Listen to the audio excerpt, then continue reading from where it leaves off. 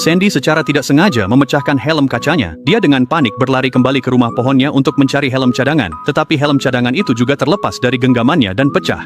Dia tidak punya pilihan selain memesan helm baru. Namun sayangnya, helm itu sedang habis terjual. Dan pengiriman badge baru tidak akan tiba setidaknya selama 3 bulan. Ini berarti Sandy akan terjebak di rumah pohon selama 3 bulan. Awalnya, Sandy tidak menyadari betapa seriusnya situasi ini.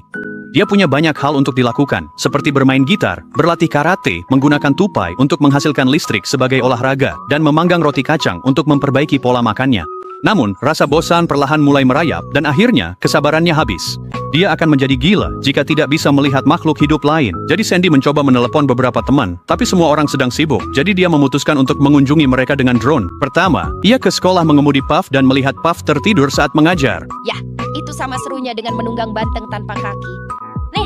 Sandy menerbangkan drone itu menjauh, tetapi siswa tersebut, yang teralihkan perhatiannya oleh drone, menabrak tembok. Sangat bagus. Sekarang mari kita coba parkir paralel. Drone itu kemudian menuju ke pantai, dan melihat seekor lobster mencoba melakukan 10.000 repetisi angkat beban. Sandy langsung mengantuk. Drone itu kemudian masuk ke kantor Krusty Krab. Tuan Krab bahkan lebih bosan daripada lobster, terobsesi menghitung uang sebanyak 10.000 kali.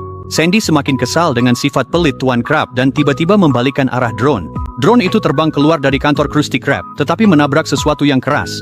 Sandy menyadari bahwa itulah pelaku di balik helm bocor itu. Apa yang sedang dilakukan Plankton itu? Hal ini membangkitkan rasa penasaran Sandy, dan ia mengendalikan drone untuk menyelidiki. Namun, Plankton itu melihatnya, mengeluarkan pemukul lalat, dan membuat drone itu terbang menjauh. Wah, nyamuk-nyamuk tahun ini memang makin besar saja. Drone itu terhuyung-huyung kembali ke rumah pohon kaca. Sambil memperbaiki drone, Sandy menelepon SpongeBob untuk meminta bantuan. Tapi SpongeBob sedang sibuk menjelajahi alam liar dan tidak memperhatikan. Tiba-tiba, ia mendengar suara napas hewan liar di belakangnya. Aku mengerti. Kamu sedang sibuk. Kamu tidak perlu berteriak soal itu.